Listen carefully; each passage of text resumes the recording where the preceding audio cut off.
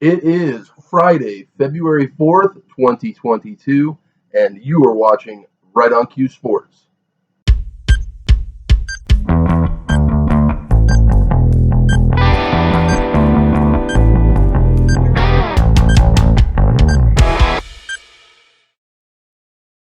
Welcome back. I am Tyson Quiller, your host for Right on Cue Sports. It's that time of the week again. We're going to take a look at a couple of the college basketball games that occurred late in the week, and we're going to preview this outstanding slate of games coming up this Saturday, tomorrow on the 5th. So first, let's go ahead like we did last week, and we're going to check in with a little bit of Pac-12 action. It's very common. They play usually Tuesdays and then Thursdays during the week. They would play Thursdays and Saturdays, but when they have makeup games, they'll try and switch one to Tuesday, so occasionally you'll see 3 games during the week. On Thursday, we had the massive juggernaut matchup. Number 3 UCLA, 16-3 on the season, traveled back now to Tucson to play the Arizona Wildcats, a team that they looked outstanding, beating at home. On the defensive end, they look like an absolutely elite team on the defensive end. The defense played well, not near as well as they did last week when they played Arizona. Last week they held Arizona just 59 points. Arizona's averaging the third most points of any team in the country right now. This week they held them to 76. It was more of an issue of UCLA not being able to get the offense going. What do we have here? The sophomore guard, Kerr Carissa, orchestrated a masterful game for Arizona as they won 76 at home. He had 16 points, 5 assists from the point position. He was just really setting the table well all game long, and especially for the big men, Azuolas Tubelis and Christian Koloko. Just time and time again, UCLA didn't seem to have any answers for that. But to be honest with you, probably the most impressive part of this game was Arizona's defense. They held the Bruins to just 14 points. They held the Bruins to 14 points below their season average. The Bruins shot just 38% on the game, and they were out-rebounded by the Cats by 12. Koloko and Omar Ballo combined for 7 block shots in the game. It is well documented that, like I said, Arizona's the top 5 offense in the country. But what has flown under the radar for the most part is that they are second in the country in defensive rebounds and force their opponents to 15 turnovers per game. Now, before we get ahead of ourselves, I'm pretty high right now on this Arizona Wildcat squad. Before we get ahead of ourselves, Carissa did orchestrate well, like I said, but he only shot 28% in the game. Ton of shots, a lot of misses. Benedict Mathurin was really not much of a factor. He had 11 points, 7 rebounds, pretty pedestrian game for his standards. And Arizona themselves had 15 turnovers as well. So certainly areas of improvement on both squads here. But Arizona showed they can win when they're not elite in the country on offense, which is something you need to learn how to do if you're going to advance the NCAA tournament. You got to have different ways to win games. This Arizona Wildcat squad has a ton of potential. But I'm not quite ready to put them in the class of the Auburns, Gonzagas, and Kentuckys of the country. On the other sideline, though, the combination of being out-rebounded by 14 points and the fact that the Bruins were ice cold from 3-point range are what led to the loss. Bruins, a little bit of a concerning performance out of them. Tiger Campbell, again, had a 5-to-1 assist-to-turnover ratio. He's outstanding at controlling the ball. He now leads the nation in that statistic. But the concerning trend is that Cody Riley and Tiger Campbell just can't shoot. They've had very low field goal percentages in several of the last games, especially since the turn of the year. That is concerning. Mick Cronin may need to change up the rotation, have Jules Bernard coming in off the bench more frequently. Bernard is certainly a much better shooter. Or Miles Johnson, maybe, in replace of Cody Riley on occasion. Miles Johnson being the Rutgers transfer, the big center. This is the 4th game since the new year that these two Cody Riley and Tiger Campbell have combined to be less than 28% from the field. So that's really poor shooting. You absolutely don't want to see that out of your center, Cody Riley, because he should theoretically be getting close shots to the rim, alley-oops, dunks, and layups. Lenardi has both of these teams on the 2 line right now in his most recent bracketology. I think UCLA has some issues that need to be addressed, and so we'll see if they can address them coming down the stretch. These 2 teams are a clear cut above any other team in the Pac-12, and don't look now, but Oregon is climbing their way back into the NCAA tournament picture. Oregon had a very strong performance against Colorado last night, 66-51. They got the win at CU Event Center. These are 2 teams just heading in completely opposite directions. Oregon has won 8 of their last 9. Interestingly, that one loss was Colorado out in Oregon. Young is averaging 17 points and 3 assists per game in the last 3, while Richardson's averaging 15 points, 3 assists per game in the last 3. They're coming on very strong as a senior, more experienced backcourt. Quincy Guerrero has been consistent at the post. He went 9-9, 9 points, 9 rebounds against Colorado.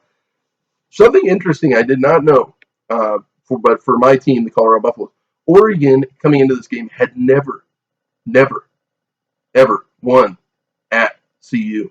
Well, that streak is broken. Meanwhile, the Buffaloes have turned into a complete dumpster fire. They can't score. They just flat out cannot score. It's really embarrassing. Jabari Walker collected his 10th double-double of the season, and Keyshawn Bartholomew had 16 points. That's pretty much the extent of anything positive that anyone on Colorado's squad did. Everyone else was terrible. The Buffs had just 11 assists to 20 turnovers in the game. You combine that 20 turnovers with 11 offensive rebounds that they gave up, and that equates to Colorado giving up 31 extra possessions to the Oregon Ducks. Not a winning formula. KJ Simpson, boy, has he come back down to earth. He looked phenomenal early on in the season. Now, KJ Simpson had 6 turnovers in this game. He is playing out of his element. He is not playing confident basketball. And then you couple that with Evan Batty, the senior, great guy, supposed to be a leader, had 5 turnovers of his own. Now, Tristan Da Silva was back for this game just in time for him to play terrible. He played absolutely terrible. This team scored just 16 points in the entirety of the second half. Just absolutely atrocious offense. Oregon is not that good on defense. They're a good defensive team, but to hold the Buffaloes to 16 in an entire 20-minute half, that's atrocious. There was a period of time from about 8 minutes left in the second half to about 1:30, so about a 7-minute stretch, what a lot of people would consider winning time, kind of the last 8 minutes or so of the game. The Buffaloes went scoreless for that 7-minute stretch. Absolutely atrocious. No leadership. The squad is rudderless. The squad is leaderless. Luckily for Colorado, they get the lowly and beleaguered Oregon State Beavers at home next today or tomorrow on Saturday. But man, CU is teetering on the edge of. Obviously, they're out of the NCAA tournament at this point, but they're teetering on the edge of not even making the NIT tournament, which would be really embarrassing. Yes, this team is young, but the problems are so much deeper than just inexperience or immature basketball. They cannot execute offensive sets. You know, you can explain away the turnovers or maybe some poor shooting on being young and inexperienced, but they don't look confident or experienced executing offensive sets that they did earlier in the year. So something's going on here. It's not good.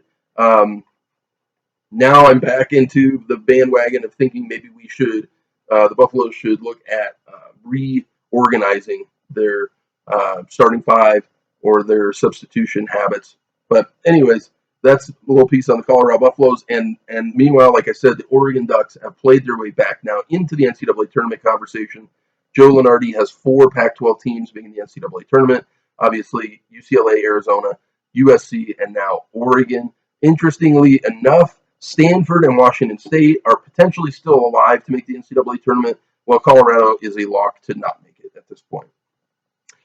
Another team that has been flying high atop the polls all season long, but they just haven't played any meaningful games as of lately, so I haven't really talked about them much. but that's the number 2 Gonzaga Bulldogs. They're now at 17-2.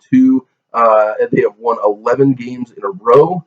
They've won 4 of their last 6 by 30-plus points. They're just absolutely beating down their West Coast Conference opposition. They have wins this season over Texas Tech by 14. Tech is looking like a legit Elite 8 team at this point.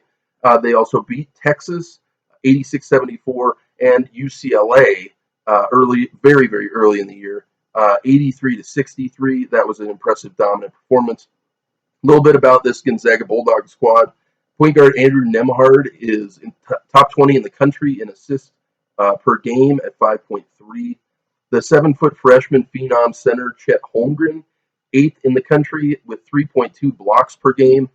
He's also pulling down almost 9 rebounds per game. That's a dude along with Jabari Smith at Auburn and Paulo Banchero at Duke. Those 3 are likely going to be the top 3 picks in the NBA draft coming up. So those are fun players to keep your eye on and look at. Also, junior forward Drew Timme in what will certainly be his last season at Gonzaga. I'm sure he's going to go pro after this season. He leads the Zags with 18.1 points per game.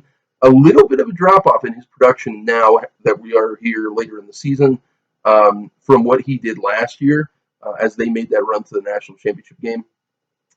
With 7 games remaining, Mark Few's squad will be favored in every single one of those games. But there are 3 interesting challenges. I wouldn't say tough, difficult, but interesting challenges. The potential, if Gonzaga's flat, to maybe drop one. They do have at BYU coming up here in a few games, and then they finish the season, their last 2 games of the season, at San Francisco and at St. Mary's. Most people have San Francisco making the NCAA tournament. A lot of people have BYU making the NCAA tournament. So these are good teams out of the West Coast Conference. I think unlikely Gonzaga drops another one. They win the conference tournament and go into the NCAA tournament with just 2 losses. They will be a 1 seed. However, there are 2 losses this year, Alabama and Duke. Gonzaga shot just 56% from the free throw line. That's something to keep an eye on. That's going to be important in close games. Luckily for them, they're beating everyone by 30, so they don't have to worry about it. But poor free throw shooting can rear its ugly head when you're in close games in the NCAA tournament. So now with that being covered, let's take a look at the slate of games coming up this weekend. Not as massive and impressive as last weekend. Last weekend was a ton of fun, but we do have a couple of gems here. I'm going to start tonight at 7 p.m. on Fox Sports 1. These are 2 teams that are both currently projected to be into the NCAA tournament out of the Mountain West Conference. We have the San Diego State Aztecs at the Colorado State Rams. The line in this game is even. So I would say avoid putting money on this game at all costs because it could really go many different directions. After starting off the season at 11-0 and climbing into the top 20 of the rankings, Colorado State got absolutely beat down on January 8th by this San Diego State Aztec squad, 70-49. They just got outclassed. They got outcoached. It was a really, really poor performance by the Rams. You could make a couple of excuses. This was a game that was thrown together kind of last minute when both the Rams scheduled opponent and the Aztec scheduled opponent both had to back out of their games for COVID. The conference kind of reorganized and forced this game together so that they could have a primetime matchup on that day. But those are circumstances that both teams have to face. And San Diego State didn't seem to mind. They were at home. But the Rams, boy, they just got completely outclassed in that game. In that game, San Diego State held Colorado State to just 30% from the field, while their offense just went off. The Aztecs shot 48% from the field and 47% from three-point range. That three-point defense is going to have to be much improved for the Rams if they're going to compete in this game tonight. They had in that game, the Aztecs had 5 players in double-digit scoring. And the Cal transfer, Matt Bradley, at guard leading the way. He had 26 points and 6 rebounds. He is a stud. There's a couple of good NBA potential players in the Mountain West Conference this year. It's a really fun conference to watch.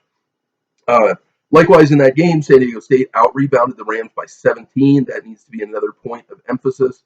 Uh, as in that game, CSU was 12 rebounds below their season average.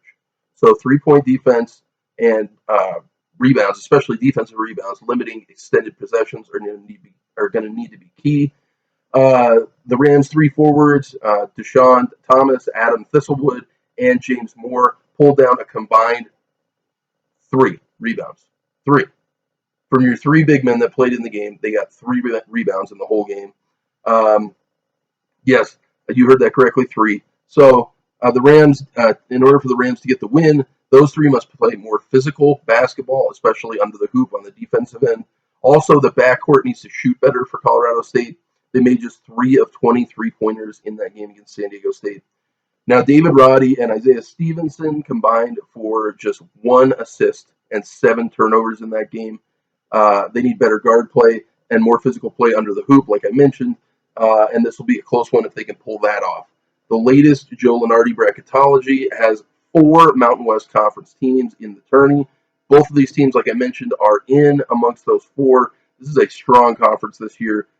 My verdict, though, as much as I'd like to see the Rams win, my verdict is San Diego State by 10 in this one. Next, on Saturday at 10 a.m.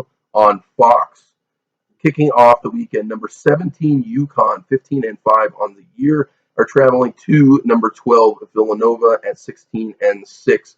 Villanova is a pretty big favorite in this one, but they're coming off of a loss at Marquette. Villanova has now lost both games to Shaka Smart's Marquette Golden Eagles this year, both on the road and at home. In that game on the road at Marquette that they're coming off of, their supposed star guard, Colin Gillespie, which I think is, all hat, no cattle. He's all flat, all hype, and very little production. In that game, he shot just 30% and had 4 turnovers. If not for a great performance from Brandon Slater, this would have been a complete blowout by Marquette. Villanova is as vulnerable as they have been in the past few years in the Big East. The table is set for UConn here. Unfortunately for UConn, they have fallen into a slump lately as well. In their last 2 games, where they just flat out can't score, the Huskies haven't broken 58 points and are shooting just 36% from the field and just 23% from 3-point range. In those 3 games, the Huskies have 27 turnovers in that stretch. These two are very talented teams, but are really unpredictable. A lot of variance in this game. I would say do not put your money on this one. If Sonogo and Cole can get that scoring back on track, this might be a close one. But I think Villanova just has too much talent. And Jermaine Samuels is getting used to picking up the tattered pieces for Colin Gillespie and his terrible play. I've got Villanova at home by 6 in this one. At 10 a.m. on ESPN, we have number 15 Illinois, 16-5 on the season. They are looking much improved coming down the stretch of the season. They travel to a very, very good Indiana Hoosier squad who is 16-5 on the season as well. Illinois just got a huge win at home by 13 over Wisconsin, who previously looked like they might have been an elite team. Kofi Coburn just flat went off, had 37 points, 12 rebounds, and on 85% shooting. 85% shooting. That's what you want to see out of your big man. Now, Andre Curbelo, the guard, played limited minutes in this game, but in his absence, Jacob Gradison stepped up. 14 points, 7 rebounds in the game. You might recall this Illinois squad was able to pick up a win over Michigan State without Kofi Coburn and Andre Curbelo last week. So this team is very good, a real kind of next man up mentality with this team. The Illini have now won 9 of their last 11 games and have 2 wins over top 11 opponents in that stretch. This seems like a freight train rolling down the tracks, like I'm saying. Indiana, on the other hand, has been pretty peculiar this season. They are a top 30 team in the net rankings with 2 wins over ranked opponents. However, 4 of their 5 losses were to unranked opponents this year. 3 of those were to teams that currently don't even have a winning record. So very up and very down for this Indiana squad. They've had a pretty weak schedule to this point, so this might be a little bit of a wake-up call for them, playing a very strong Illinois opponent. But nevertheless, the sophomore standout Trace Jackson Davis leads the way. He's averaging 18.3 points per game, and on top of that, 8 rebounds per game. The 6'8 forward Race Thompson has led the Hoosiers in rebounds 3 of the last 4 games. He poured in 18 points as Indiana cruised to a win over Maryland on last Saturday. Illinois currently sits atop the Big Ten standings, with Indiana just 2 games back. They've only lost at home one time this season, but I think Illinois is just too hot for this one. My verdict is Illinois by 7 in a close game, closer than you think. You might remember we mentioned to you that Ohio State and Purdue last Saturday was going to be closer than you think, and it came down to a miracle prayer 3-point shot by Jaden Ivey with 3 seconds left in the game. Is what decided. If I recall correctly, it was 81-78 was the final. Now at noon on the Longhorn Network. Wow, this is a big get for the Longhorn Network. We've got number 20 Iowa State, 16-6 on the year, traveling to the number 23 Longhorns, who are also 16-6 on the year. I wonder how many people are going to subscribe to the Longhorn Network to watch this game. I'm seriously considering it just for this game and then dropping it. The Longhorn Network's largely been a failure, but ESPN is trying desperately, and obviously the University of Texas, to keep it afloat. Texas is heavily favored in this one, which is a little bit hard to believe. Even though Iowa State beat them by 9 in Ames just 2 weeks ago, it has been a real roller coaster for a couple of weeks for Texas fans. After dominating TCU by 23 on the road, they came home and got a close win over number 18 Tennessee last weekend. Then on this past Tuesday, Chris Beard traveled to his former team, Texas Tech, and the Longhorns just flat out laid an egg. They lost 77-64. They were out-rebounded by 9 and had 14 turnovers on the game. Timmy Allen is only scoring 7 points per game in their last 2. He averaged 17 per game all of last season. The offensive struggles just continue for the Longhorns. Luckily, Texas is the nation's leading scoring defense. They hold their opponents to just 55.5 points per game. You saw this, the brand of basketball that Texas has, I think, relegated themselves to playing last weekend against Tennessee. It's just going to be a low-scoring, take the shot clock all the way down, lots of different long sets in the half court, and they're just hoping their defense is going to be able to flex their muscles and exert. But if you play that style of basketball, you're going to be in a lot of close games. So that's something interesting for the Texas Longhorns.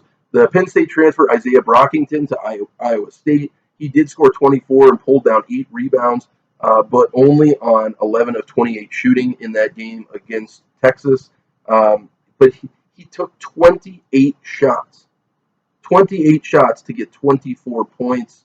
That is an astronomical amount of shots for somebody to take. Like I said, 11 of 28 shooting. Now, Gabe Kalcher has been having a great season as well, but he had a poor shooting performance from him, and that was enough for Kansas to get the win in their last game. So Iowa State is coming off of a loss to Kansas. Kansas was flat out embarrassed last weekend by Kentucky. They came back and got a pretty impressive win over Iowa State to kind of resettle the ship. This is what you see good teams do. They don't allow losses to compile and turn into a snowball. They respond, they come back. Kansas actually played, I believe, in that game without Ochai Agbaji. So that was a pretty impressive performance out of Kansas. Iowa State coming off of that loss. Texas coming off of the loss to Texas Tech as they come into this game. For Iowa State, the freshman guard Tyrese Hunter has been getting increased minutes. If he can keep the turnovers limited, I see Kalcher and Brockington shooting better than they did against Kansas. The magic number for the Cyclones is 65 points. If they can get above that, they will likely get the win. I've got Iowa State winning on the road by 4 in this one. For Texas, got to keep them below 65 points. Then at 2 p.m. on ESPN, this is a juggernaut clash. These two teams are clearly now, after last weekend, we know they're not Tier 1A. in the NCAA, but they are probably in that next tier, maybe tier 1B, tier 2, and that is at 2 p.m. on ESPN. Number 8 Baylor, 19-3 on the year, are traveling to Fog Allen to play number 10 Kansas. They are also 18-3 on the year. Remember, Baylor lost just 2 games all of last year. One of those was at Kansas. That was right after they had their COVID pause, and just kind of a bad situation for them. Baylor's only other loss was in the Big 12 tournament to Oklahoma State last year in a game. And at that point in the season, the freshman phenom for Oklahoma State, Cade Cunningham, was just flat out hot. They were beating everybody. Oklahoma State went on to the championship game of the Big 12 tournament. So you might say, the Bears are heading into this with some motivation to try and avenge that loss from last year. But, as Lee Corso would say, not so fast, my friend. After losing on the road to Alabama, the Bears only won by 4 at West Virginia this week. West Virginia has now lost 7 games in a row, and their team is in complete disarray. They're a bad team. This was not a good look for Baylor to win by just 4. Although James Akinjo scored 25 points in that game, he had another 4 turnovers. That's really becoming his calling card, 4, 5, 6 turnovers a game. And the freshman Jeremy Sochan had another 4 turnovers as well. LJ Cryer and Adam Flagler both did not play in this game. And so that puts all the weight of running the backcourt on James Akinjo, and he just is not mature enough or prepared enough to do that. It's uncertain if Cryer and Flagler will be back for this game. On Kansas' side, Bill Self-Squad suffered an embarrassing loss at home, like I said, to Kentucky. And then Kansas went down to Ames without, like I said, their point guard, Ochai Agbaji.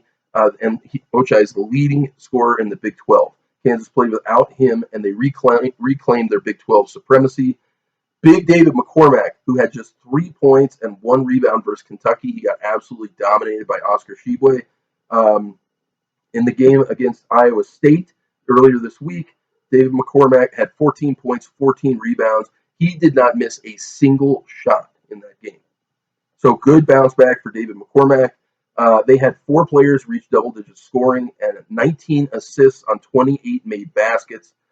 Kansas's defense, after getting just scorched last weekend, forced 13 turnovers and held the Cyclones to just 22% from the 3-point line. Both of these teams are wounded and searching for answers. Will LJ Cryer, Adam Flagler, or Ochai Agbaji be back? A lot of uncertainty from 3 of the best players on these 2 teams. Big questions coming into this battle for the top of the Big 12. I'm going to take Kansas by 4, but I'm not super confident in that. Then at 3 p.m. on Fox, number 19 USC, 18-3 on the year, are traveling to Tucson to play number 7 Arizona, 17-2 on the year. Arizona just got that big win at home over UCLA, and now they host the other LA school, USC. After starting off the season 13-0 and climbing into the top 10, USC has now lost 3 of their last 7 games, all of which have been to unranked opponents. 2 of those games were at home. Now, keep in mind, they did have that stretch, just like UCLA, of games where LA just wouldn't allow them to have fans in the stands. That just completely cripples your team in big games. Isaiah Mobley has been the go-to weapon for the Trojans. He's averaging 15 points, 8.5 rebounds per game this year. But the real revelation has been Chavez Goodwin.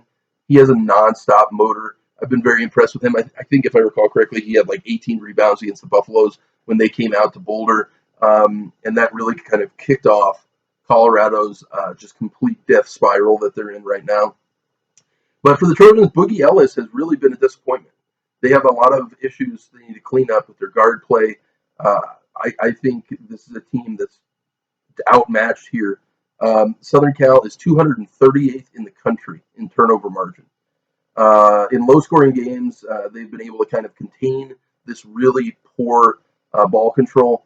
But the teams that have been able to beat them have pushed the pace.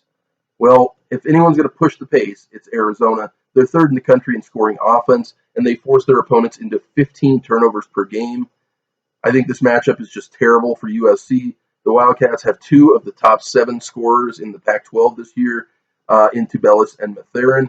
Benedict Mathurin is maybe the most impressive player in the Pac-12 conference this year. I don't see USC even really being competitive here. I've got Arizona winning in a bounce back, or I've got Arizona winning, and coming off of that UCLA win, they beat USC by 12. It might get even more than that. The next big time matchup at 6 p.m. on ESPN, number 5 Kentucky, 18-4, are at Alabama, 14-8. Keep in mind, Alabama just beat Baylor last week at home, but then got dominated by Auburn earlier this week. Kentucky is favored in this one, and I'm not super confident in them being as favored as they are. Kentucky is flying high off of their big win at Kansas, but Bama did just beat Baylor, and they're absolutely lethal in home games. Kentucky is such a diverse and talented team. They've had 5 different scoring leaders in each of their last 5 games. Oscar Tshiebwe continues to be, in my opinion, a runaway Naismith Award winner, posting 16 points and 15 rebounds per game on the year. Keep in mind, he remains on pace to set the all-time NCAA rebound record. Very, very impressive. This has been a really kind of transcendent year for Oscar Tshiebwe at Kentucky. In the last 6 games, Shavir Wheeler at the point is posting almost 7 assists per game. That is super efficient play. And now we're seeing guys like Keon Ellis and Davion Mintz stepping up in big spots. I think there's no question that Kentucky is a Final Four caliber team. But Alabama has now beaten 3 of the Final Four teams from last year. Okay, they beat Gonzaga by 9 behind Jaden Shackelford shooting 6 for 8 from 3-point range. They then, in the very next game, beat Houston by 18 behind 18 points from Jawan Gary. And they just beat Baylor by getting to the free throw line 26 times. So Alabama has many different ways to win. If Alabama was playing Missouri, Alabama might lose. But when they play big-time opponents, they always step up, except for, like I just mentioned, getting beat down by Auburn this last game. But Auburn is, in my opinion, far and away the best team in the country at this point. This team can win in many ways, like I said, but as I discussed last week, a ton of variance with all the three-pointers that they take. I'm going to take Coach Cal's Wildcats here by 10 as variance goes the wrong way finally for Alabama. Then on Sunday at 5 p.m. on FS1, another big battle in the Mountain West. The Wyoming Cowboys, 17-3 on the year, traveling to Fresno State, 15-6. Now, Fresno State is better than their record indicates. They are a good team. They're just not real deep. Their 7-foot junior, Orlando Robinson, has real flat-out NBA talent. He's averaging 19 points, 8.5 rebounds, and 3 assists per game. He is a fun player to watch. I'm looking forward to seeing him battle with Graham Ike in the post. Graham Ike is the 6'9 sophomore.